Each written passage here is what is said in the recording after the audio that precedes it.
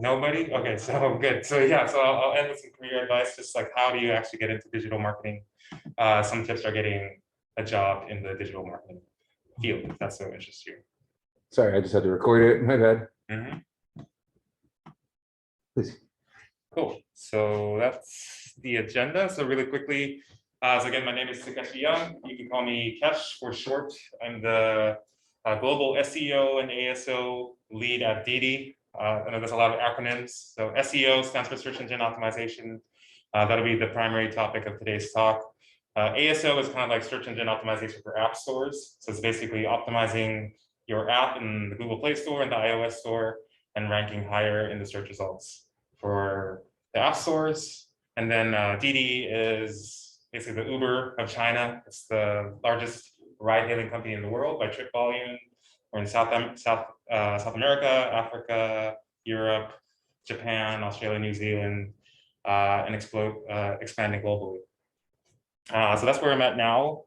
As far as how I got into SEO and digital marketing, this is kind of my background. So I went to San Jose State University, so down south. I'm a Spartan. I studied philosophy and computer science in college, so not marketing. I got into SEO via web design. So while I was in college, I helped to pay my tuition by building websites. So I did a lot of freelance web design. And then over time, as I built more and more websites, I started to ask myself, like, how do I actually drive traffic to the website once it's built? And so that's how I started learning about digital marketing and SEO. My first job was an internship at a company called Become.com. Doesn't exist anymore. It's an e-commerce startup down in Sunnyvale. Started as an intern there, eventually turned into a full career in SEO. From there, I moved to Healthy Pets, which is an e-commerce startup in the East Bay. So I built the SEO team there, hired some people, built out the SEO program there. And then most recently, before DiDi, I was at Optimizely, just a couple blocks down from here. I started off as an SEO manager there, but also learned about conversion rate optimization. I did a little bit of the paid side as well. So I started managing Google ads, LinkedIn ads, all of that as well. So pretty broad range of experience in digital marketing. So that's me. So let's jump into digital marketing. So what is digital marketing and why should you care? So I'm going to start with the why. So these are some of the reasons why I love digital marketing. One, it's a constantly evolving field. There's always new platforms. There's always new technologies. It's constantly changing. And if you want to like always be learning something new and constantly be growing, digital marketing is a really exciting field to be in.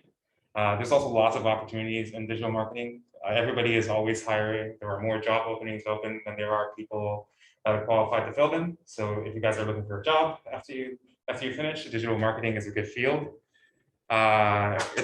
Digital marketing kind of combines the creative aspects of marketing along with data and analytics. So I think Greg was telling me that a lot of you guys are more on the data side of things. So with digital marketing, you get to tie the creative side of marketing with data to create an overall marketing program.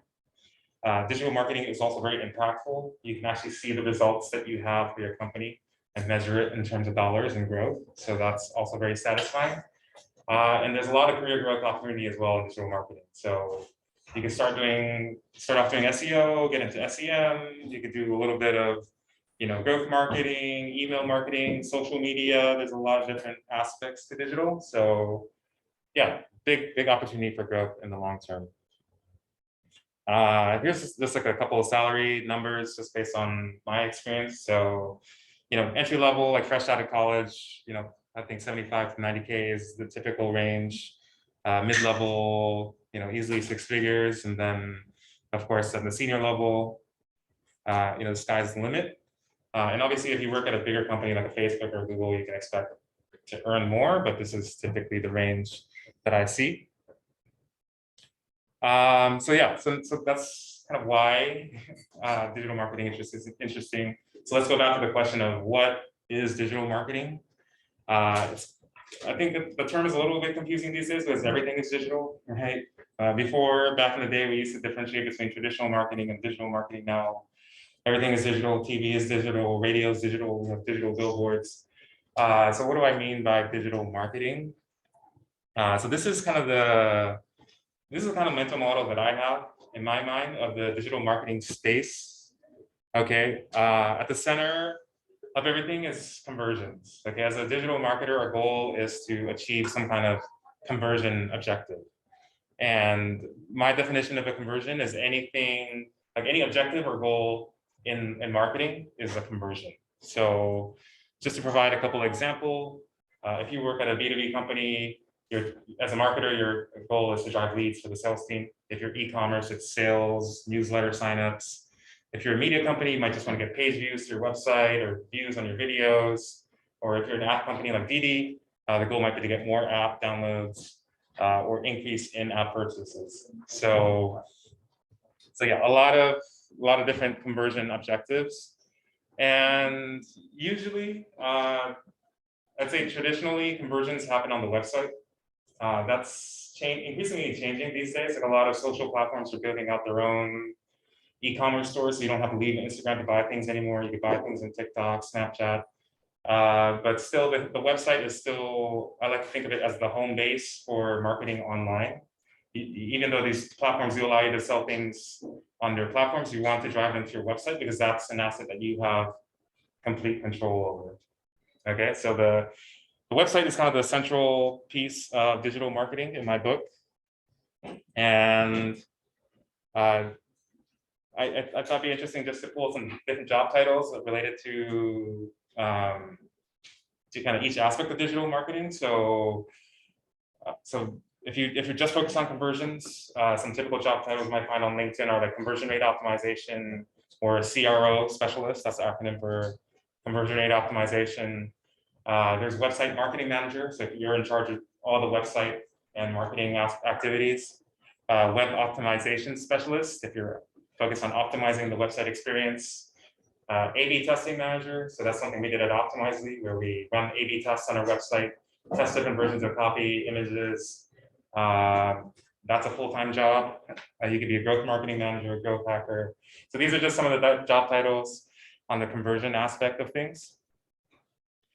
So going from there, so the conversion, the website is the hub for digital marketing, and then we look at the different channels for driving traffic to that website, right? So going back to my original question of how you have a website, how do you actually get people to the website so they can complete the conversion?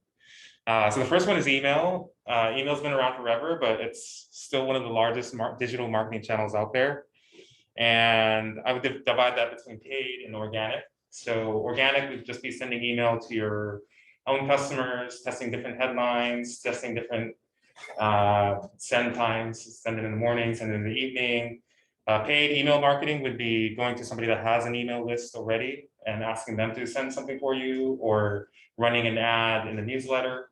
I know I subscribe to a lot of newsletters and there's like ads running in them. Oh, can you sorry. Am I on mute? Oh, no, just admit. Someone's trying to come in. Oh, I see. Thank you. Sorry about that. Thank you.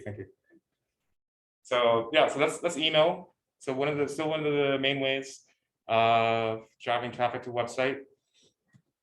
And yeah, so here are some job titles related to email marketing. So there are people whose job is just email. So email marketing manager is a typical job title. Marketing automation specialist is another one. So in the B2B space, they call email marketing automation for some reason. So that's their nomenclature. Lifecycle marketing and customer marketing is another big one. So with email, especially, you're not always just reaching out to net new prospects.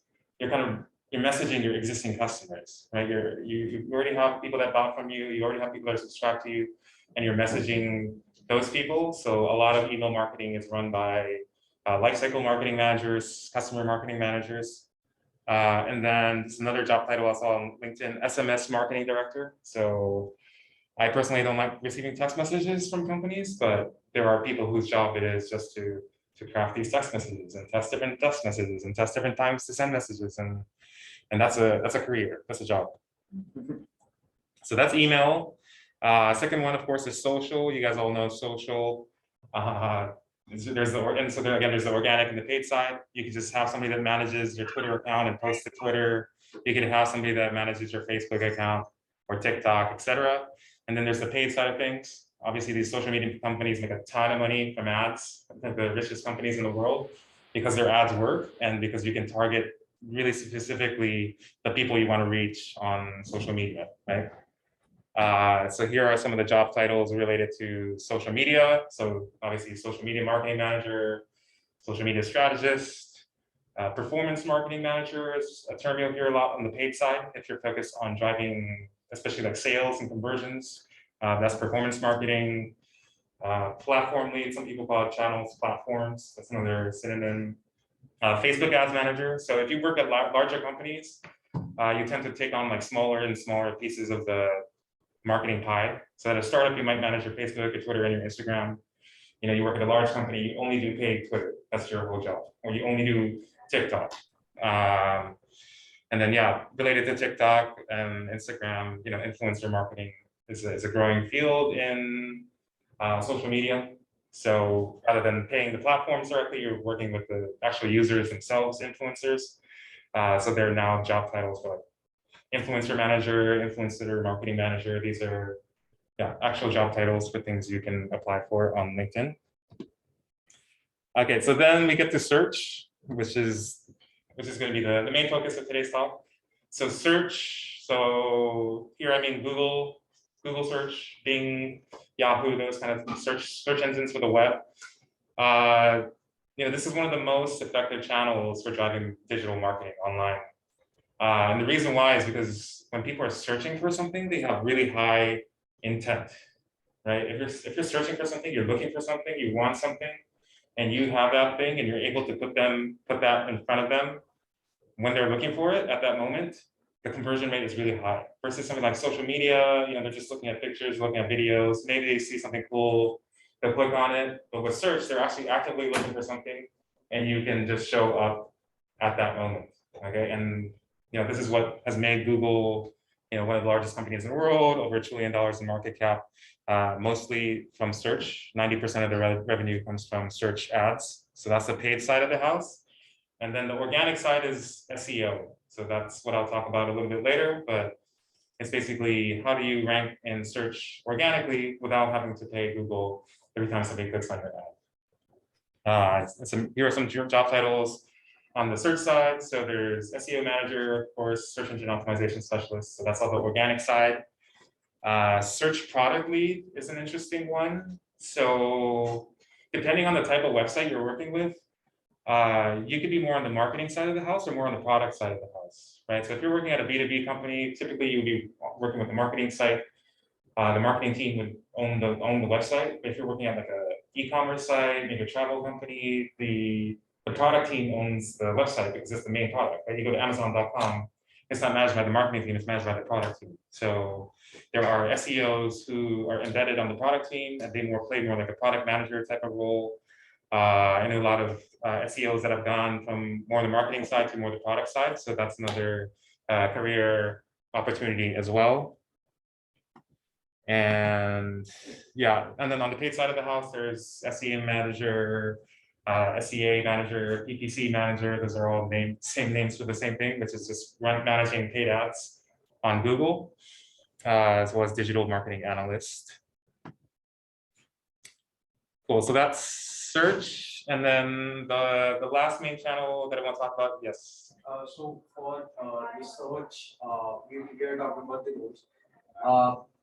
We have something called as programmatic as well. So if you have any idea on what is programmatic search, like because there are people who are programmatic managers, search programmatic managers. So like what are those programs? That is a good question. Programmatic. I'm not super familiar with programmatic. I think of programmatic more on the display ad side. Not so much on the search side. Which is the next section, which is referral. Referral is a term that comes from Google, but basically it's traffic from other websites. So not social media sites, not search, not email. All other websites kind of fall into the referral bucket. So you can work with other websites, whether it's like CNN or Business Week or news sites, blogs, forums, and drive traffic to your website to convert them. So yeah, so some of the job titles on the referral side. So on the organic side, we have titles like Content Marketing Manager, where you're creating content for your website, you're promoting it on other websites. Maybe you're writing guest blogs for other websites. So content marketing is a big thing. SEOs obviously do a lot of referral marketing as well. Affiliate Marketing Manager is kind of like when you work with somebody with an audience and you offer them a commission for every sale that they make. So say you're trying to sell like $1,000 Peloton bike or something, and then you approach a blogger that gets 1 million visitors a month, and you're like, hey, we'll give you $200 for every bike you sell. And so they promote it on their website and drive traffic to you that way. Again, Website Marketing Manager, that's a title that can apply to your own website, but also other websites as well.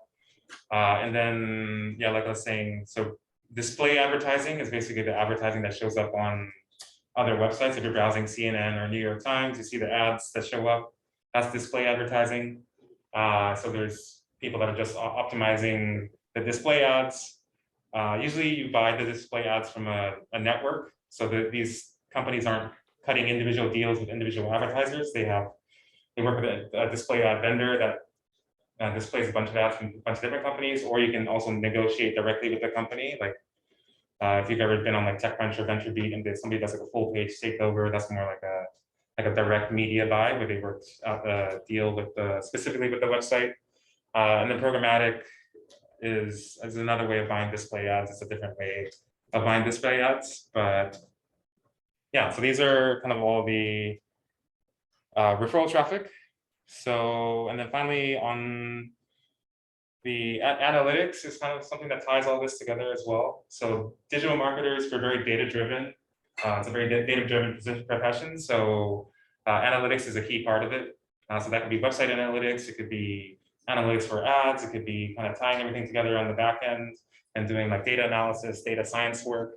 So a lot of digital marketers are in the analytics space as well. A lot of my teammates are analytics at DiDi.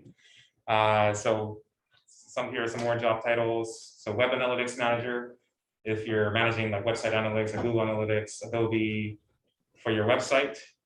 Digital advertising data analyst is a big one. Like at DiDi, we spend tens of millions of dollars every month on digital advertising. So it's about analyzing which ad networks are performing the best, what ad pages are performing the best, how do we allocate budget between Facebook versus Twitter versus TikTok in order to maximize our reach and our conversions. Data scientists, if you're more heavier on the data side of things, that's part of analytics. Data visualization is also an important part. So taking all the data, mountains and mountains of data that we have, and then presenting it in a way that people can actually understand it and digest it. That's an important part of the job as well. And then marketing technology manager is somebody who kind of manages all the different technologies that help enable this kind of tracking. So Google Tag Manager, Google Analytics, person that installs the tracking, that makes sure that all the code is working properly. So that's a job as well. We have a whole team just dedicated to marketing technology at DiDi. So yeah, so that's kind of my overview of the digital marketing landscape. So this is how I see the field. And again, each one of these is a job. Like when I started, like none of these were jobs, and now all of these are jobs that you can apply for on LinkedIn. And of course, if you wanted to take on more of the pie, you can do that as well. So usually you would start off in a specific field and expand into more and more of the digital marketing field. And then you can expect to take on job titles like digital marketing manager, growth marketing manager, growth hacker, director of digital, VP of growth, even CMO. You can move from the digital marketing side to the CMO role because digital is such a big part of marketing these days. Cool. Yeah, so that's kind of my mental model of how I think about digital marketing. And so today I want to talk about specifically about organic search, which is SEO, search engine optimization. So what is SEO and how does search engine optimization work? So I'm going to start again with the why. I like to know the why of things before we jump into the what. So why is SEO important? I mentioned it before, search is a super high intent channel. So the conversion rates are really high if you can get in front of the users. There's also a high volume on search. Like some of these networks are not that big.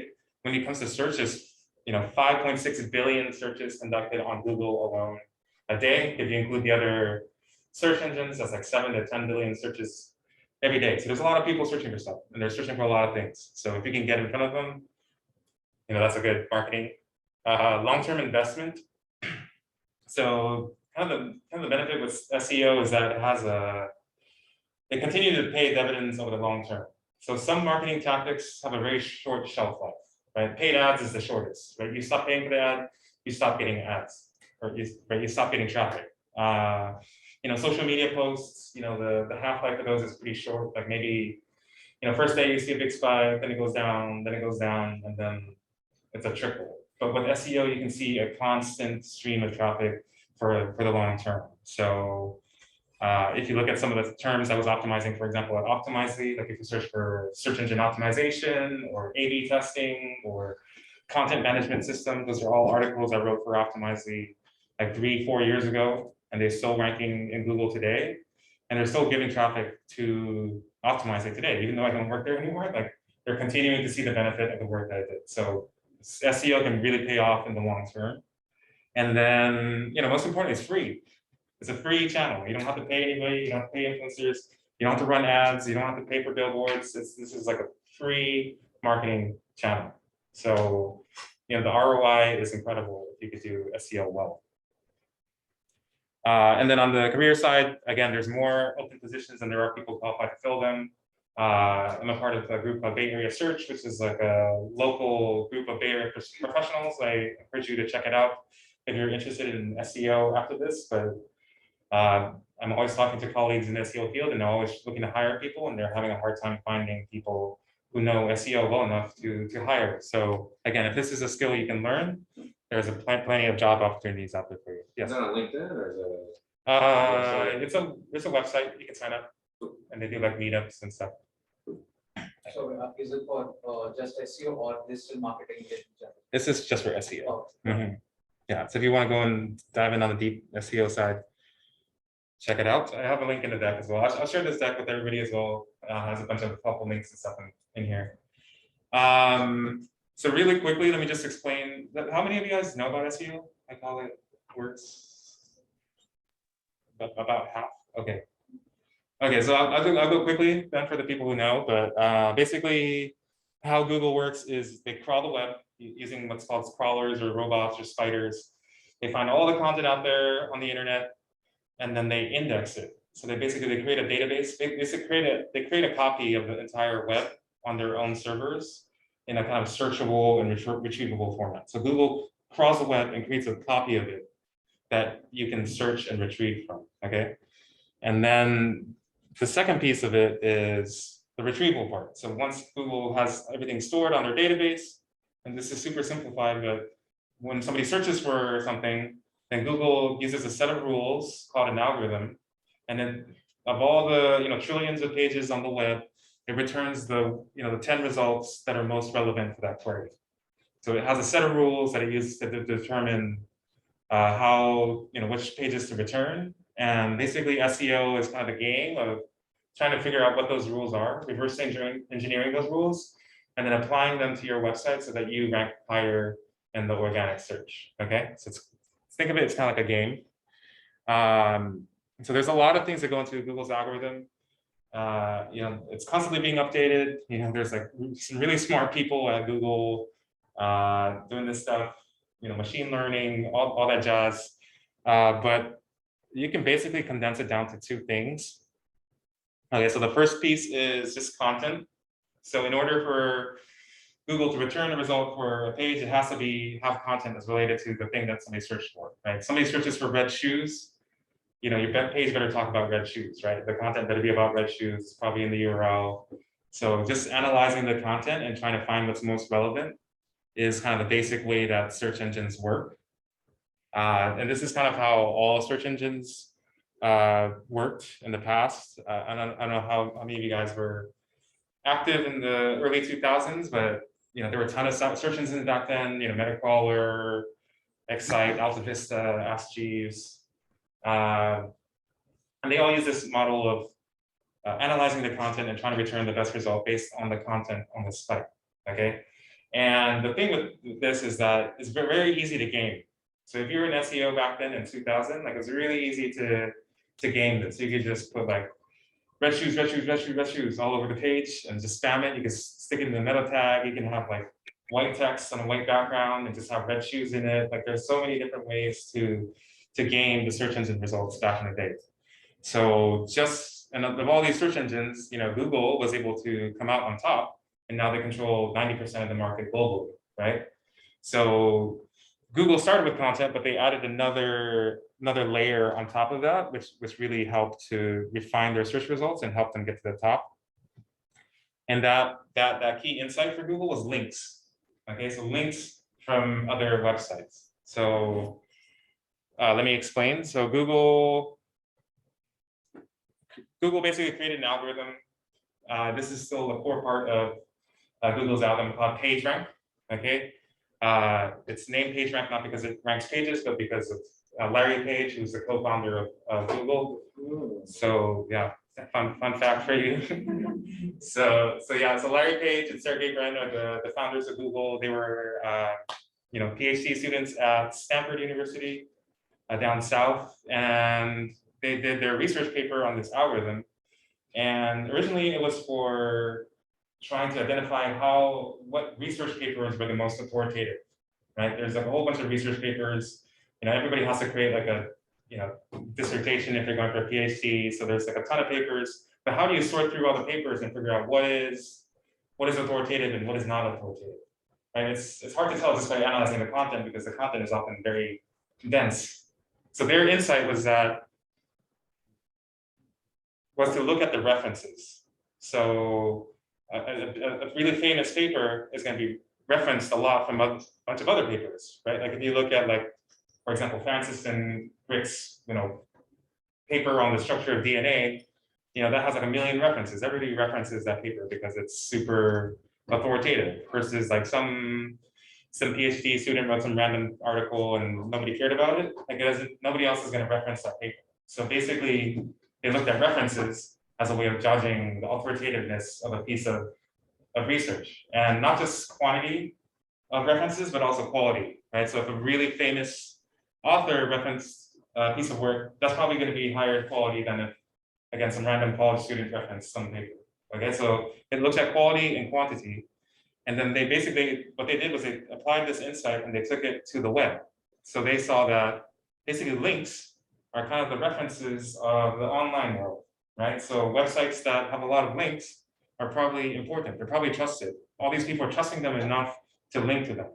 And then not just the quantity of the links, but the quality. So, if the US government is linking to a site, if the New York Times is linking to a site, that's probably more authoritative than if just some random website, right? Some random blog link to somebody. So this is the one insight that changed everything for Google and helped make Google the $2 trillion company that it is today. So those are the two main pieces of Google's algorithm. It analyzes the content. It tries to match the content that it returns in its search results to the query, the keywords that people typed into the search bar. And then it also looks at the backlink profile of the site. It looks at the backlink profile of the page that is being served, and then it uses that to determine, whether to show that page or not. So certain sites have a lot of links, like Wikipedia has a ton of links. So if you search for stuff, Wikipedia comes up a lot. Versus if you start a new blog and has 0 links and you write this amazing content, it's not going to rank because it doesn't have any links yet. So these are the two main pieces of Google's algorithm. So as an SEO, what we do is we work on optimizing content, working on links. And then I added 2 more boxes here for analytics and technical SEO. So these are kind of the four main areas of SEO. Okay. So there are, again, if you work at a larger company, you might only do a small piece of this. So I have friends at Adobe that just do search analytics, and that's their whole job. I Technical SEO is one of my specialties. So become.com, all I did was technical SEO.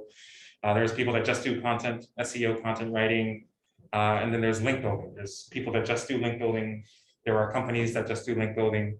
So even within SEO, you can kind of niche down and do like it's just a little piece of it.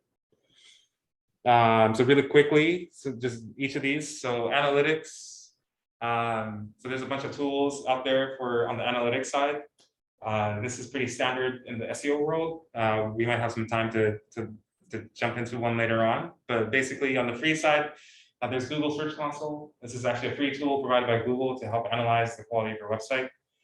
This is a must for any SEO if you want to get started in SEO. And then there's Google Analytics, which is more on the web analytics side. And then usually you will work with the SEO platform as well. These are kind of paid tools provided by companies. So Moz, SEMrush, Ahrefs, and then BrightEdge. These are all kind of big tools that you would use to manage an SEO program and look at the analytics. In terms of what are the metrics that we look at as SEOs, there's 4 main ones. So search visibility is how many times your site appears in a search result. This is data that Google shares with you to Google Search Console. Then there's actual search traffic. How many visitors are you getting from search to your website? There's keyword rankings. So you can track the position of different keywords over time to see how if you're improving or going down. So like we were ranking #1 for red shoes, we were #2 for blue shoes, #5 for yellow shoes, etc., and tracking those over time. And then finally back to conversions, right? Like we get the visitors back to the site. Of those, how many actually bought something? How many actually signed up for the newsletter? So that's the analytics piece. SEO, technical SEO. There's a lot that can go into technical SEO. This is more if you're into code, so you understand HTML, JavaScript, CSS. It's not that hard. Like I taught myself how to build websites when I was like in middle school. So it's like not that, like HTML, once you start playing around with it, it's pretty easy. There's a lot of things you can do on the technical side as well. So basically a lot of things you could do is on the crawlability and indexation side. So again, Google crawls the web and it has to index everything. So a lot of technical SEO is focused on how do you make the site as easy to crawl as possible? How do you make it easy for these robots as possible? So that could include things like sitemaps, how you link to things within the site, robots.txt and .htaccess are ways you can kind of control how the bots crawl your site. So that's a big part of technical SEO. Obviously, fixing site errors is another thing. So managing your 301 redirects within your site, dealing with 404 errors and server errors, eliminating duplicate content, that kind of thing. And then increasingly, site speed and performance is a big thing as well. So Google's making a big push, especially this year, to rank sites that perform faster higher than sites that are slower. Especially since most people use search via mobile devices these days, they want to make sure that the sites that they're serving up are as fast and have a good experience as possible. So site speed, page experience, all these things are increasingly playing a bigger part in Google's algorithm. And then there's something called semantic markup. This is another way of it's markup that's created specifically for robots and search engines that kind of tells what the content is. So it's not really for humans, but it helps machines understand different sections of your site. Like this is a sidebar, this is a person, this is where they were born. Like the more you can tag your content that way, the easier it is for the search engine to understand what your content is about, and the better chance your content has ranking in search. So that's technical SEO. On the content side, there's a lot as well. So there's let's see, next slide. Yeah, so I'd say you can format your content in a way that is optimal for search. I would say the 3 main things in terms of on-page optimization is the title. So that's what shows up in your tab. So Google figures if that's the title of the page, that's what the page is about. Then there's the URL. So the URL can also help tell Google what a page is about. And then there's the primary header tag, the H1 tag. And Google also looks at that as well to help to determine what the page is about, right? So page has red shoes in the title, red shoes in the URL, red shoes in the with H1, then it's probably about red shoes, right? So those are the three main things to optimize. This is really basic, but a lot of companies don't even do this much. And then there's other things you can do with content optimization. So you can optimize your images as well. So having images in your content helps. How you name your images helps. How you optimize and tag your images helps. The meta description is the kind of the description that shows up in the search results. So that's something you can optimize as well. The more compelling you can make your meta description, the higher the click-through rate from the search results. So if you can make it compelling, you can increase the number of clicks, even if you don't change your ranking. There's answer box optimization, so optimizing your content to answer specific questions that Google's users have in order to show up in answer box results. Keyword research is a big one as well. So when you're creating new content, researching the types of keywords that people are actually searching for, using the words that they're actually searching for is a big part in picking keywords that have a high search volume. This is data that you can research to inform your content creation. And then keyword optimization is another one as well. So how do you make, once you have a piece of content, how do you make it more relevant for a specific keyword? And here I have a call out to a tool called ClearScope. It's what I use at Optimize and what I use at DiDi today. I highly recommend it. It's for, basically what it does is it looks at the top 10 results in Google for any given keyword, and it identifies all the common keywords that the top 10 results are using. And then it shows you which of those keywords you're not using. So the idea is by running that analysis, you can identify all the keywords you can include in your content to make it more authoritative about that topic, right? If you're trying to rank for red shoes and everybody's talking about soles and heels and you don't have those words, then those results are probably more relevant than your article. So by incorporating that into your own content, you can make your content more relevant and help rank higher in search. So that's content. And then link building. Link building, again, this is a whole other beast as well. This is a career in itself if you want to just do link building. There's link agencies that just do link building, like Page One Power is one that I work with quite often. But it's basically, how do you get links from other websites? And it really depends on the type of site you're working with, the size of your site, the size of the company. For the types of companies I work with, I think PR is probably the most effective tool for getting quality backlinks. So when we get backlinks from, TechCrunch for releasing a new feature, or New York Times, or big sites like that, those carry a lot of weight. So working closely with the PR team to make sure that we're getting links when they're doing these press outreach is a key part of link building for us. Another big one for brands is Unlinked Mentions. So that's basically just searching the web for mentions of your brand name, where people have mentioned your brand name, but they haven't linked you. It's a really easy way. You can just reach out to that person that wrote that article and just be like, hey, you mentioned our company, DiDi, but you didn't link to us. Would you mind including a link in your article? 30% of the time they'll say yes. That's a backlink. I guess blogging is a really popular one, writing blogs on other people's websites. So they get free content, and in exchange, you get a link back to your site. And then more broadly, it's just content marketing. There's certain directories you can submit your site to, depending on your industry. Like there's sites that have like lists of your industry, so getting on those lists. And then partnerships is another big one as well. That's usually a starting point for me at any company I join, is like, who are our partners? Who are our tech partners? Who are solutions partners? Who are the people we do business with? Who have a vested interest in us succeeding? Like those are the people that I reach out to links first, since we're already working with them. Our investors, all those people, our board of directors, and so forth.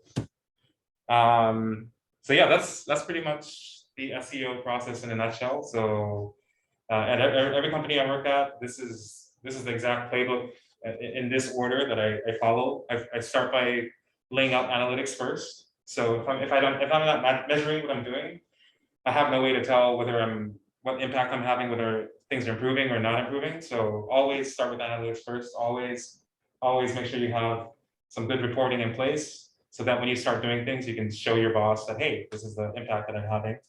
Once analytics is in place, I work on technical SEO. So making sure that the website itself is working, that our website is not holding us back. Usually with your website, you have 100% control over your own website. So it's a good place to start, just optimizing, fixing things, creating a site now, all those things, taking care of website issues. Then I go move on to content. So again, if you don't have content for the keywords that you're targeting, you're not going to rank for it. So doing keyword research, identifying the types of content that I want to create, and then working with writers to create those pieces of content and then optimizing it, like I mentioned. And then links. So link building, again, I mostly rely on like PR and kind of these bigger pushes. But at small, if you work at a small company, you might have to get a little bit more creative as far as like how to get the links going if you're working in a small company that doesn't have a strong brand or link profile yet. What is this? Exponential. That's what this is. Yeah. So just the last note on this section as far as SEO. I just want to say that search is not going away anytime soon. Like there's a lot of new technology happening that's really exciting, like Web3, crypto, AR, VR. But search is still one of the primary ways that people find content on the internet, on the web, right?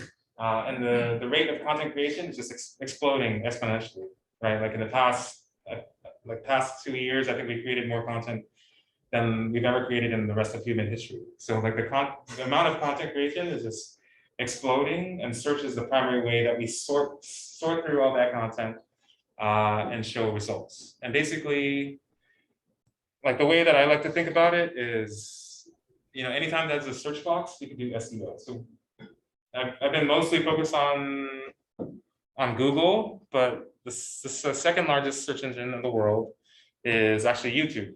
So YouTube is the second largest search engine in the world. So you can do SEO for YouTube as well. All the things that I talked about, researching the keywords that people are searching for, optimizing the title of your video, optimizing the description of your video, making sure you have the tags.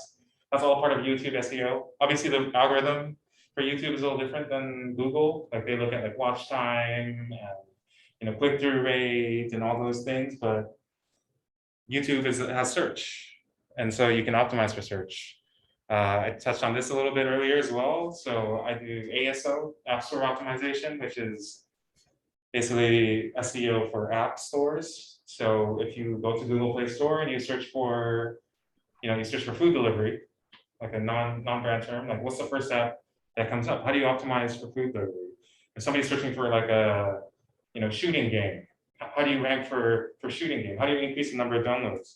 So there's a search box there. So Google Play Store, iOS Store, Huawei App Gallery, those are all places you can optimize as well. For e-commerce, obviously Amazon is huge as well. If you sell products, you want to be on Amazon. And then the way people navigate Amazon is search, right? How do you get to the top of Amazon search result? And that's also same thing I mentioned, right? Keyword research. What are the keywords people are searching for in the Amazon store? How do you include the keyword in your title? How do you include it in the description? Again, Amazon has additional factors like how well does it sell? What do the reviews look like? But those are all things that you can optimize for as well. So basically, yeah, anywhere there's a search box, if anywhere you see a search box and it returns an ordered list, right? 1, 2, 3, 4, 5. There's a way to game it or optimize it, and you can apply this kind of SEO thinking to it. So maybe there's a different search in the metaverse where it's graphical when you use your hands to navigate it, whatever. But if there's a box where you type something in and the result returns a bunch of results, even voice search through Amazon Echo, like how do you be the first result that Amazon Echo tells you when you ask for something, or Siri? Like, yeah, there's always a role for SEO. Okay, so try to think broadly about the whole search category in general. Cool. So I just wanted to go into the day in the life of an SEO. So I kind of talked at a high level about what SEO is, but what is it actually like to work as an SEO? What do SEOs do? Yeah. Is it laughing? at the desk here, like this guy. So this is what this is what my workday looks like. It's mostly working from home these days. I actually try to go to a coffee shop. I feel more productive. But even before the pandemic, I was working quite a bit from remotely. SEO and digital marketing in general is one of those jobs you can do remotely. So I know a lot of people that are in Bali right now and working from Bali or Mexico. And it's something that you can do from anywhere in the world. So that's another plus with SEO and digital marketing. But here are some of the typical things you would do in your day-to-day as an SEO. I've kind of broken into like entry level versus kind of more senior level, because the things you kind of do changes over time. So as an SEO, entry-level SEO, you tend to do more of the grunt work, I would say. So I'd say that content writing is one of the good entry-level ways to get into SEO. So if people are always looking for content writers, I'm sure that's something you guys do a lot in school, is write essays and write papers. So that's actually good training for SEO. So yeah, content writing is a good way to get into SEO. I started off as a content writer for a blog when I started at my first internship. So a good way to get into SEO is through content writing. Obviously that involves keyword research. Another big part of entry-level kind of SEO work is link building outreach. So a lot of the tactics I talk about is basically, when we talk about link building, we're talking about actually reaching out to whoever owns that website, whoever manages that website, usually by email, sometimes through Twitter, and then like asking them to link to you, right? It's kind of it's almost kind of like sales, like, and you're just kind of going down the list and just reaching out to people, kind of cold outreach. So that's a big part of entry-level SEO work as well, is just sending a lot of emails to people. Hey, can you link to me? Can you link to me? Can you link to me? And about, a small fraction of those will link to you, and that has a lot of value. Content optimization, so optimizing existing content, like I talked about with tools like Periscope. Putting together reports is a big one, like just reporting on the progress of SEO, how are things going, what are the keywords that are ranking, what are the keywords that you're working on, and then communicating changes you want to make to the website, to developers and things like that. That's another entry-level SEO work as well. On the I'd say like more senior level, like the type of work that you'll do is a little bit more administrative. So my day-to-day is a little bit more on the administrative side. So, if you work at a fast-growing company, a lot of your time will be spent actually like interviewing new candidates for the job. So spending a lot of time interviewing new people. Evaluating vendors is another one. So, you want to bring a tool on board for your company, like you go with a BrightEdge, you go with a Ahrefs, you go with the SEMrush. A lot of it is just kind of reaching out to vendors, having calls with them, having them give the product demos, picking the right ones for you. A lot of it is presentations and making business cases. So SEO is still not that well understood by a lot of people in a lot of organizations, even within marketing. So a lot of the work that you might do as an SEO at the high level is making presentations to other people, educating them about the SEO, putting together business cases like, oh, if we rank for this keywords and we get this much traffic, we can expect to get this much sales. So making business cases for changes you want to make to the website. That's a big part of SEO. So a lot of SEO is communication, giving presentations, convincing stakeholders, and then, of course, developing an overall SEO strategy and roadmap. That's a big thing. And then tracking, measuring, reporting, of course, and communicating results as well. So you always, as a senior level SEO person, you always want to be championing SEO. You want to be sharing your wins. You want to be sending out emails to the team, like, hey, look at this thing we just did. This is the result we had. So especially in a larger company like DiDi, we have like tens of thousands of people. It's like, unless you're constantly kind of like marketing yourself, you're going to kind of get lost in the noise. So yeah, a lot of marketing is actually marketing yourself to your own organization as an SEO. Cool. So yeah, that's kind of a day-to-day for SEO. And so yeah, the last topic I want to cover is just some career advice for me. So how to get a job, which I hope you guys are interested in. Yeah, so I'd say the most important thing for SEO is experience. So people don't really care, you know, about your degree or your grades. I don't think I've ever looked at anybody's grades in my life. What they care about is experience. Can you do the work? What have you done? What are the results you have? What are the results you can do for us? So I'd say like getting experience is the most important thing you can do for your professional career. If you guys haven't already, like start doing internships. Internships are a great way to get experience if you can get it. That's how I got my foot in the door and built up my career. But if you can't get an internship, you can also kind of volunteer. Volunteering is something you can do. Maybe there's a small business in your community that you can kind of optimize their website a little bit, try out some of the things that I mentioned in this deck. See if you can start to show some results for them. You can put that on your resume, and really you can start your own projects. So I got my start building my own websites, testing different things on my own websites, doing keyword research, doing link building, and just constantly testing things on my own site. And I think that's one of the most exciting things about digital marketing and SEO in particular is that you don't need anybody's permission. You don't need a degree. You don't need credentials. You can just, if you have a laptop and an internet connection, you can get started right now. You can get started right now. You set up a website, start doing SEO.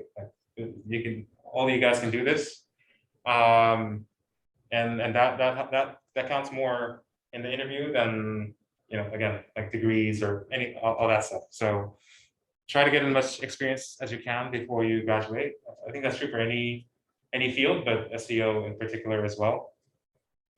So here are some helpful resources. Again, I'll share this deck so you can have all the links, but Moz has a really good beginner's guide to SEO. I recommend checking that out. It really kind of goes into detail of all the different aspects of SEO. Of all the blogs and YouTube channels out there, I'd say this site called Backlinko by Brian Dean is one of my favorites. Like he is a really good communicator. He shares like the real shit. Like he actually goes into what actually works when it comes to link building, to content writing. So I would highly recommend his blog for like the beyond beginner, the intermediate, advanced content. I would go to Brian Dean. If you're into newsletters, I personally subscribe to a lot of newsletters. It's probably the main way I get information these days. The SEO Fomo Newsletter by Aleda Solis is really good. She's a really experienced SEO, and she kind of pulls all the best SEO content from around the web. So if you want to just sign up for one newsletter, this would be it right here. It's SEO Fomo. It also has job postings for SEO too, if you look for jobs. And then there's Growth Memo from Kevin Indig. That's another solid newsletter, more e-commerce focused. So if you're into e-commerce, it's a good one. He's the director of SEO at Shopify and good friend, but he writes some really good stuff in his newsletter. As I mentioned before, a Bay Area search. It's a local group for SEOs. You don't have to be a professional SEO to join. You could be a student.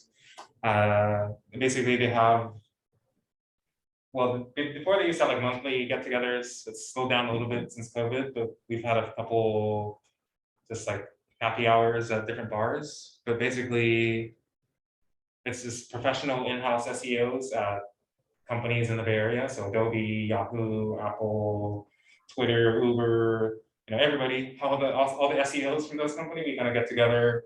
We have drinks. Sometimes there's talks. Sometimes there's presentations. But I feel like one of the best ways to learn SEO and what's actually working right now is just, you know, have a couple beers with professional SEOs and like just, you know, just ask them. So highly recommend Bay Area Search if you want to go into the SEO profession. And then, yeah, I mean, with COVID, conferences have kind of not been a thing, but SMX is one of the biggest conferences out there. They have one called SMX West down in San Jose every year. So that's one I would definitely check out as kind of a starting point for getting into conference scene. And again, it's a good way to make connections, network, and find out from other working professionals what is actually happening. So yeah, get experience in SEO. The second one is LinkedIn. So my first job, 2 jobs actually I got from over Craigslist. I found them on Craigslist, believe it or not. But the last couple of jobs I've gotten are through LinkedIn. and usually just recruiters reaching out to me on LinkedIn. So if you have a really strong LinkedIn profile, that's a great way to get a job as well. If you look at this, this is LinkedIn Recruiter.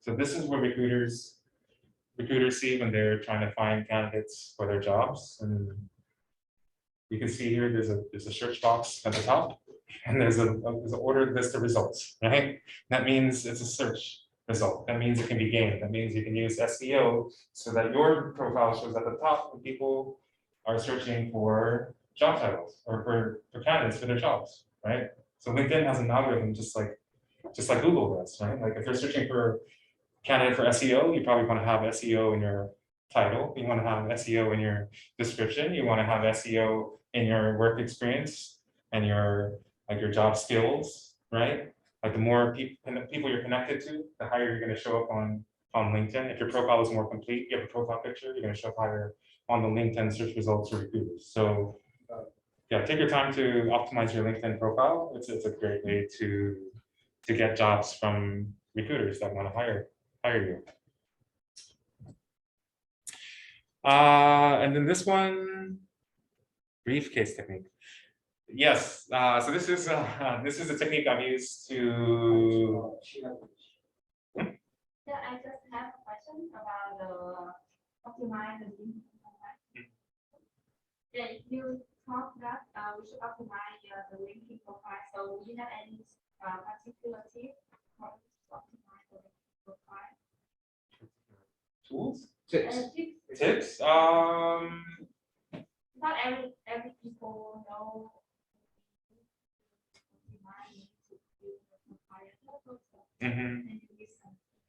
Yeah, I would say just like maximize and use all the LinkedIn features. So have a good profile picture, like make sure it looks professional. Yeah, look professional, maybe smile. Like people like smiling faces. I pick like a cool, like cover image that kind of stands out. Again, make sure you write like a full description that kind of describes in a few paragraphs what about you professionally, and then like add all your previous jobs, flesh out your jobs with like bullet points. Like this is like a resume. A lot of companies, you don't even submit resumes anymore. You just send on your LinkedIn. Add any clubs, extracurricular activities, get recommendations from colleagues. If you don't have colleagues, get recommendations from classmates, from professors. All of these things factor into LinkedIn's algorithm. They also have the skills, right? You can add the different skills to your profile, like, oh, SEO, digital marketing. And you can have other people click on the skill to like say, oh yeah, this person knows SEO. So that helps. For certain skills, LinkedIn has skills tests, where if you take the test, you get the little badge. So there is one for SEO. I have it. It's pretty easy. And it's a feature that LinkedIn is pushing. And it's a feature that shows up on the recruiter's screen. Like you show up as a higher priority because, oh, this person has proven that they know SEO versus this person that just says they know SEO, but who knows if they know it or not. So I would just say, yeah, just maximize all the sections, put as much content as you can. I'd say add as many people as you can on LinkedIn as well. So advice that I got about LinkedIn is like use it more like Twitter, not Facebook. So you want to add as many people as you can on LinkedIn. I have 11,500 connections on LinkedIn. So like the more people you're connected to, like it just really expands your network, right? Even if you don't like know them, just like they're a friend of a friend or a connection of a connection, just add it. It's just going to help with the algorithm. It's not about friends. It's not about posting pictures or anything like that on LinkedIn. It's all strictly business. So add as many people as you can on LinkedIn. You can also do the keyword research by going to the specific jobs that you're interested in, pulling out the buzzwords in there and throwing them into your experience. Josh, with your name of Sem, so that's one of the techniques that we recommend for, especially in marketing. You know, reverse engineer the resume. Yeah. So if the companies you're applying for are all talking about Bright Edge and Ahrefs, make sure you have Bright Edge and Ahrefs listed as tools. If they're all looking for HTML and JavaScript skills, make sure you have HTML and JavaScript. So yeah, that's a good one. Reverse engineer from the job description. So this is the briefcase technique. It's a term coined by this guy Ramit Sethi, I believe. But it's basically coming to the job interview, basically having already done the job and just presenting your work is kind of how I would describe it. So if I'm applying for a job that I really want, and I'm in like a second or third round interview, I'm talking to the hiring manager, the person that's going to be my boss. I will actually do like a full on SEO audit. So I will create like a 10-page, 15-page document of like basically the SEO audit. Like these are the technical things you can fix. This is the content that you're missing. This is what your competitors are doing. These are some link building ideas I have for you. You know, and then just map out like, you know, the first 3-6 months of like your roadmap.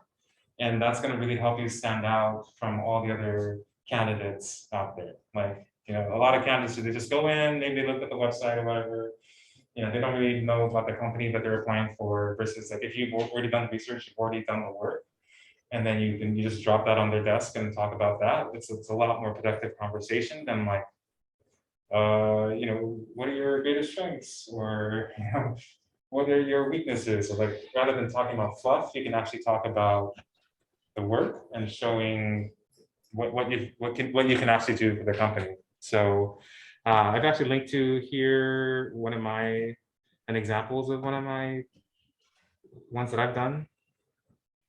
So this is kind of what it looks like. So it's like, I just did like a full technical analysis of the site architecture, the different product pages. And a lot of this research you can do through Google, you can do through like Ahrefs. It's pretty cheap to get like a standard account of Ahrefs. So if you want to get into SEO, just sign up for that. And then, yeah, so I've kind of laid it out here. I've linked to this from the presentation. But yeah, again, I highly recommend this. Again, for the companies that you're really interested in, like this is going to set you apart from everybody else. If you can walk in there with a document of how you're actually planning to do SEO for them versus just talking about fluff. And then, yeah, so that's kind of summary of all the things, how to get a job in SEO.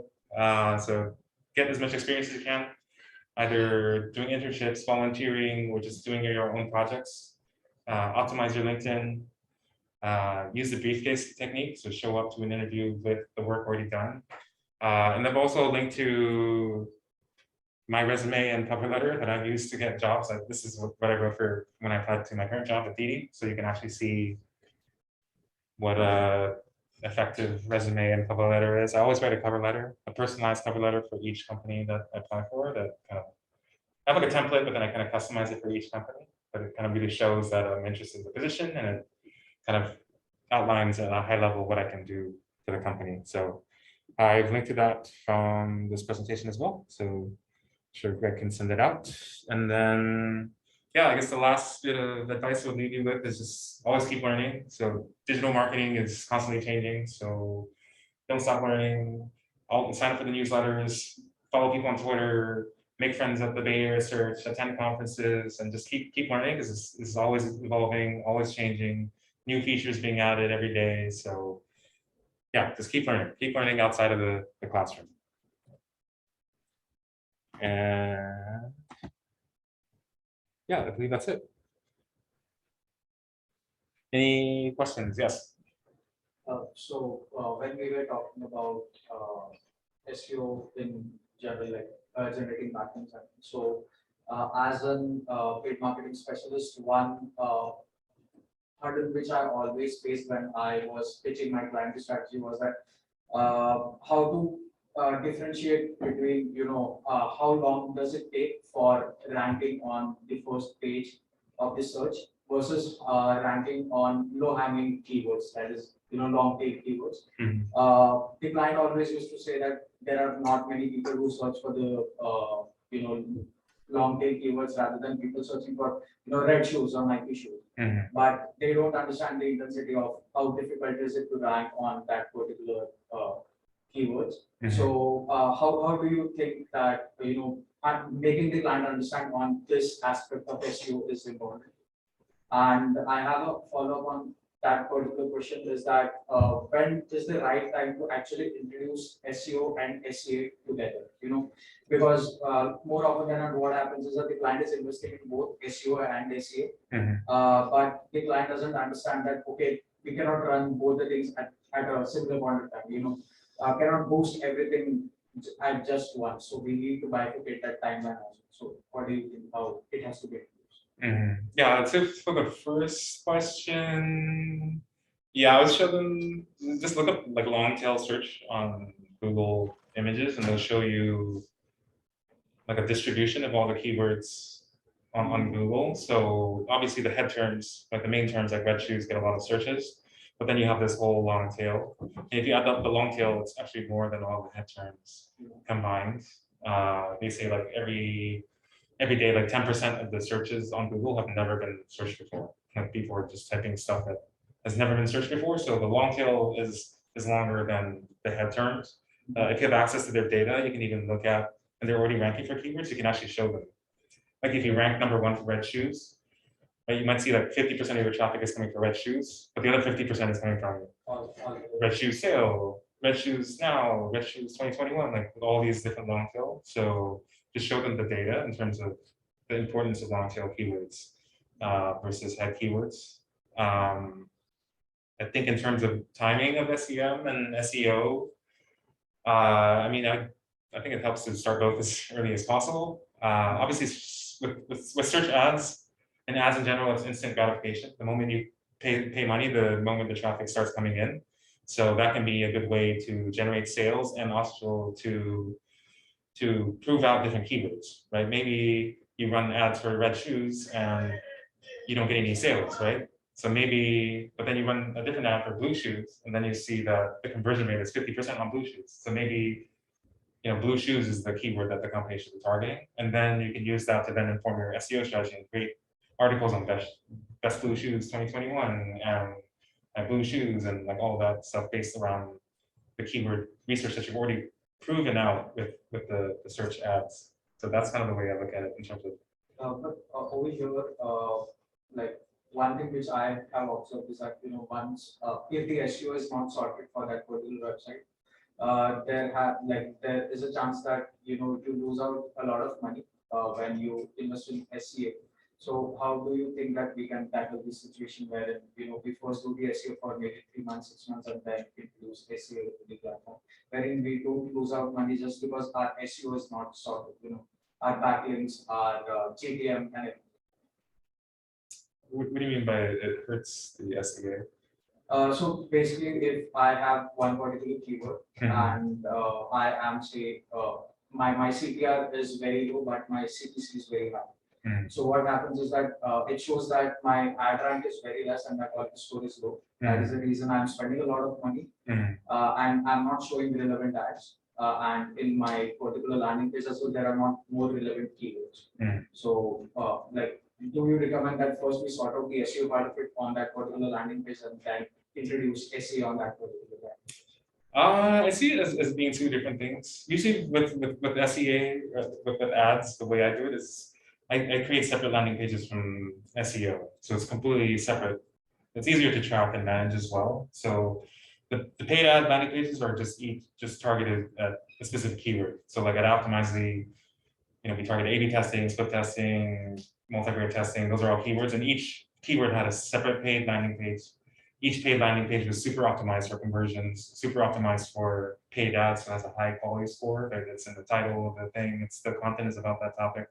So our paid landing pages are optimized for paid and conversions, whereas SEO pages are going to be more content heavy. So Google doesn't want to show a bunch of ads or a bunch of conversion pages to its users. Usually, it wants to show like more content pages. So SEO pages are going to tend to be more content heavy. So I see those as like separate things. Just not indexing the SEO. No, not indexing. Thank you. Yeah. Thank you so much. Yes. So for a person like who's like very new to SEO, what are your suggestions like where you should start? Like Yeah, I would read the Beginner's Guide to SEO from Moz, and then set up your own website. Yeah, set up your own website through some free website service. Sign up for a Google Search Console so you can actually see the search performance of the site, and then start playing around with keyword research tools, creating some content, and then experimenting with different link building techniques. What was it that, I just want to understand since like voice search is like taking off. So does voice search uses the same algorithms and technology to throw up results? Like for example, Alexa or like Google.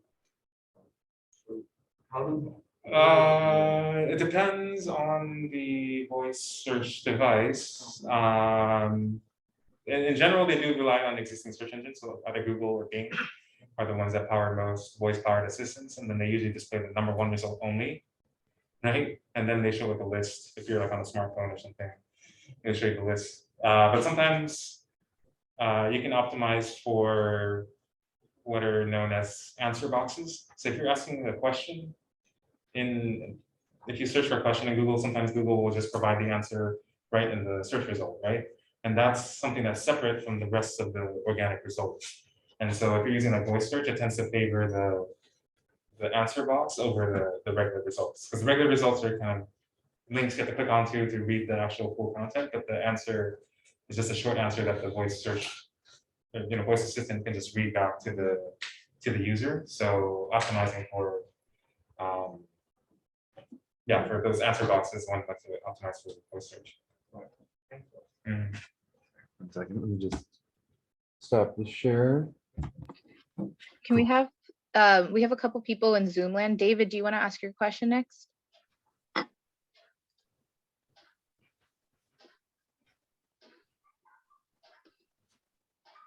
Dave? Oh, I think Ben- Okay. I Yeah. was muted. Oh, I was muted. Sorry about that. Let's try that again. Take 2. Hey, Takeshi. Great presentation. And I'm actually in the marketing field, so I'm always learning around fellow colleagues. So, and also I use DiDi. So I was hoping that you could share maybe a best practices or a successful campaign that you did at DiDi. And then also as a second part of my question would be, as any organization that's huge or any startup, you probably had some challenges, and I was just wondering what were some of those challenges that you experienced over at DiDi? And I love you guys. I use you in actually when I go to Mexico, I use DiDi for my ride as well as DiDi for my food orders, and it's great. Oh, great. That's good to hear from a satisfied customer. Mhm. In terms of, I guess we can start with challenges first. I think, so DiDi is actually very new to SEO. So the company main headquarters is based in China. In China, actually the web is not as big as it is here in the US. They use like WeChat, and they use all these like super apps. So SEO was never a big muscle for DiDi as they were developing as an organization. So I was basically the first SEO hire. And so my challenges have just been educating stakeholders, building out a team globally. So we hired some SEOs in Mexico, Brazil, Japan, trying to build out the team globally. And then educating the team in China about the importance of SEO. So so a lot of the stuff I've been working on recently has been, we're launching an e-commerce site for food in Japan. And so the product team is building this e-commerce site, but they don't have any SEO experience. So there's just been a lot of meetings and calls to China and trying to explain to them the importance of different changes, explain to them the impact different technical changes will have on the e-commerce website. So even for a large company like DiDi, like SEO can still be very new. So a lot of the challenges around evangelism and education around SEO.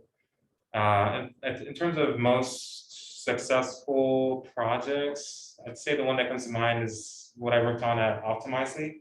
So at Optimizely, I worked on what I call the Optipedia. It's basically an encyclopedia of digital marketing terms, and I believe we ranked in the top 10 for all of the terms that we targeted. So I think we ranked in the top 10 for search engine optimization. So that's pretty competitive turn, as you might imagine. Content marketing system we rank for, A/B testing, split testing, of course we rank for. And so yeah, that's a if you're targeting head terms, like glossary, like encyclopedia type content can work really well.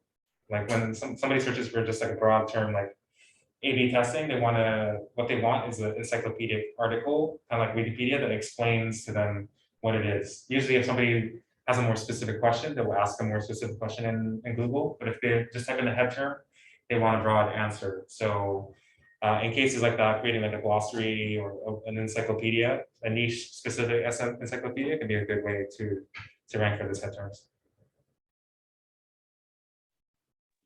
Cool. Not to detract, but I know TikTok as a platform and social media is a pretty big platform. I forgot how many billions of users, but also maybe your target demographic that you want to go after. TikTok also has SEO, within TikTok, but have you guys played around with that type of strategy or using influencers to try to drive sales and leads into your whole funnel? Yeah, we do spend millions on TikTok. So we spend on both TikTok's in-app advertising as well as working with influencers to promote the DiDi in different markets, especially in Mexico. So yeah, we are in TikTok, but I would still say that again, search is a little different because it's high intent, right? If somebody's on TikTok, they just want to see a bunch of funny videos. If they happen to see their favorite influencer mention DiDi, that might get on their radar. But if somebody's searching for a taxi from Mexico airport to Mexico City, they need to find a solution right now. And if you can show up in the search result right there and then, it's probably gonna be a higher conversion rate than just showing up in a funny video on TikTok. Cool. Honestly, how I found DiDi was actually word of mouth, because it's either, Uber or DiDi. There's only two. Well, actually there's three. There's InDriver as well. So the locals tend to use DiDi, but DiDi only takes cash. At least that's what worked for me only. But yeah, I couldn't link my credit card, but if I could, that would have been even better. Yeah, I think we support credit cards as well now, but a lot of people in Mexico don't have credit cards. Good point. Cool. Well, thanks for your time. Appreciate it. Sure. Is that another question on screen from Kieran? Ben, Kieran, is this question? Yeah, Ben can go first. Okay. Thank you very much for that illustrious way of looking at SEO and all. I think also what I've noticed, most people use this bit of digital marketing is people who are doing B2C, B2C basically. And personally for me, I have some experience in B2B. I run a startup whereby we help pharmaceutical companies try and monitor quality of the drugs that they have.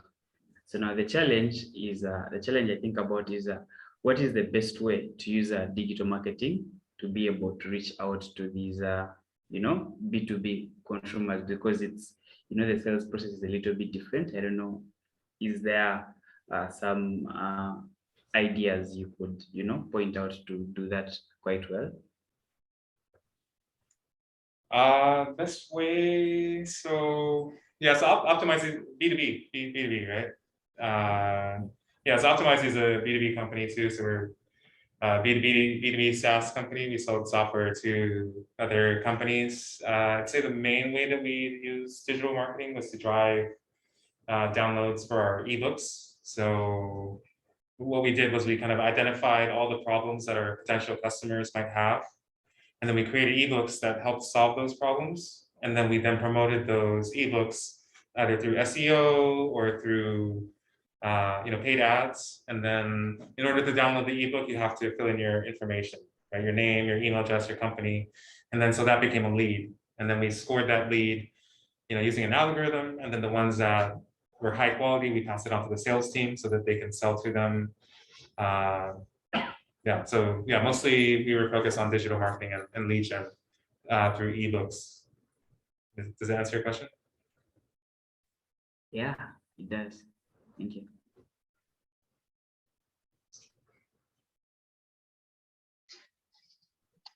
Hi, Hi. I have a question. So I was curious to get your thoughts on like on-site and then off-site SEO and owned content, unowned content. Like, does that play a huge role in your ranking in terms of search engine, or like is one preferred over the other, or yeah, just overall with that? I mean, it's it. On-site has the most effect. Off-site, off-site content, the impact is a little bit more indirect, I would say, unless the people are linking to you. Like links obviously are a core part of Google's algorithm. So if you can get people to link from you from off-site content, that's going to have a big impact. But in terms of rankings, mostly on-site is going to have an impact on your rankings. Like off-site can kind of work indirectly. It's like basically Google's algorithm is this kind of giant AI machine learning thing now. So the more content you can produce out there and the more you can get that AI to kind of associate your brand with a certain topic, and that includes on-site and off-site content. In that sense, Google can start to understand you as being falling into a certain category, right? If DiDi is always mentioned with the word taxi on both on-site and off-site content, then Google's AI starts to kind of learn over time that, hey, this company is probably related to taxis. But yeah, I'd say on-site is probably the more impactful. Okay, thank you. Yeah, okay. Hey, so I do SEO too, and I always struggle with like what kind of links work best, because you always hear in best practices, you don't ever want to pay for links. Mhm. But then there's all these places that say, hey, I will link to you and write a blog about you and link to you with what you got paying first, you know, $50, $40, whatever, and they have all kinds of different domain authorities. I just wanted to know, what link practices does DiDi use? Is it just a lot of guest blogging, or I mean, I'm sure you have a whole link building team, because Mhm. you know, you kind of need that volume to be number one in a lot of things. But Yeah, I'd say never pay for a link for a company you work for. Like Yeah. I would not even risk it. But that's something you can experiment with, like with your own sites. Like I think it's always good to understand the dark side of the force as well as the proper way to do things. But yeah, so I think DiDi, we mostly rely on PR. okay, So obviously we're in the technology space. We're releasing self-driving cars and new payment systems. We're entering food. So there's a lot of things that we can kind of push to different tech publications. And so I'm working a lot with the PR team to make sure that we get that link back from other people. So I'd say that's the primary way that I do SEO, and most large companies do SEO is through PR rather than like trying to get individual links from bloggers. Another one again is unlinked mentions. So again, just searching for mentions of DiDi and then reaching out and asking for them. So like aside from the PR stuff, like DiDi has been in the news around some like some issues with the Chinese government and all this stuff, which is not always positive. But then still, if somebody mentions DiDi and they don't link to us, I'm gonna send them an email and be like, hey, I saw you mention DiDi in this article, you mind linking to this and that, whatever. And then again, maybe like a 25% success rate, but that's pretty easy. And then guest blogging, we do guest blogging as well with partners. I think leveraging business relationships is really effective. So on the food side, we work with a lot of restaurants, right? We enable restaurants to like deliver their products to their customers, right, from the app. And so we create like badges that the restaurants can put on their website that links back to their profile on the DiDi food site, right? That's a backlink. So you can get all these McDonald's, Starbucks, local restaurants, all those people linking to you. So trying to create those win-win relationships where they would want to link to you. Optimizely, I would always reach out to like our technical partners that integrated with Optimizely. If they mentioned Optimizely on their site and they didn't link to us, I just like reach out like, hey, throw us a link. I reach out to our investors. A lot of you guys work for tech companies or will work for tech companies, hopefully. Reach out to your investors. They have, Andreessen Horowitz, all these big names. They have huge sites with big domain authority. Like they're investing money in you. Like they want to see you succeed. So they will link to you. Just reach out and ask, and like, hey, link to our site. Okay. Mhm. And then follow up to that, since you're in the global SEO lead, does that get complicated across different countries, or do like different teams have their own SEO strategies, or do you provide it from the top down, or how does that work at you? You have to write Yeah, something, it's you have to write something in definitely, Brazilian or? yeah, it's definitely complicated. I try not to be like a dictator. I try to hire good people for each region that can do their own thing, and I just provide kind of guidance and support. So I kind of set up all the architecture, the provide the tools, the analytics, the agency support they need to do the work that they need to do, and I kind of advise them, but don't really, don't tell them to do something unless it's something is broken. I think, and it's also enabling communication between different regions is a big in international SEO. So making sure, if something's working well in Mexico, then maybe there's something that Brazil can do and Japan can do as well. So making sure that learnings in one region are being shared across different regions is a big part. Yeah.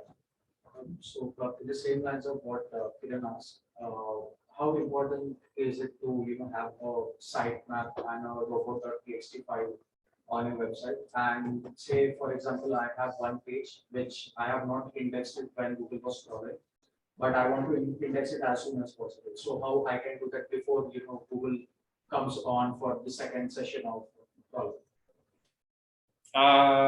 Yeah, so sitemaps. I mean, if you can create one easily, which with most CMSs you can, I would just do it. But I mean, technically, it's probably not that necessary if your site's like less than 1,000 pages. Like Google can crawl that no problem. But it never hurts to just create a sitemap. It's just a button in WordPress CMSs. If you want something indexed immediately-ish, you can Google Search Console actually has a place where you can submit the link. Oh. So just go to make sure your site is in Google Search Console, just paste in the link, and it'll say not indexed in Google or indexed in Google. Just click the button and it will be crawled at the next available opportunity. Another tip would be to link to that page from a page that's crawled frequently. So maybe your news page is always being crawled by Google. If you link to the page that you want to get recrawled or indexed, that could be a good way to just encourage Googlebot to crawl that page as soon as possible. Thank you. And also, SEO is a wide field, so probably not every one night, and Yes. always changing. So Maybe we can take one last question if anybody has it. Yes. What technical skills one should focus on to enter this field, as in if I want to get into a digital marketing analytics role, so what specific skills should I develop? I say like statistics is really good. Statistics. A lot of digital marketing is A/B testing because like nothing is certain in the digital world. It's always changing. The rules are changing. We don't know how the algorithms work. We don't know what's going to work on a Facebook ad. So having an understanding of statistics and being able to run A/B tests in a way that you can tell with statistical certainty that something is working, that's super helpful. Yeah, I think just learning as much about the web as possible is also important, like understanding kind of at a fundamental level how things work. That can include learning HTML and how to code, but beyond that, like learning how the web actually works, like how does the domain name system work? How do IP addresses work? What is the internet? How does the web actually work on top of the internet? What is the HTTPS protocol versus FTP versus SMTP versus, so kind of learning at it, kind of getting a look at under the hood and seeing how things work at kind of the base layer can be helpful as well. I have one last question. For DD site specifically, is it all linking to the same site, or is there like a DD.mx or a local site in each country, using the country code? Or do you translate for each country? I mean, currently we have subdomains. It's not ideal. We have a Mexico.dd, Colombia.dd. Ideally, I want to consolidate everything under one domain. But Okay. right now, China team owns the domain, so there's a lot of education going on. Let's just say that. Cool. Well, thank you so much for your time. I know it was Yeah. a lot to deep dive into SEO. Can we take a group photo? Sure. For the gram, For the gram. LinkedIn.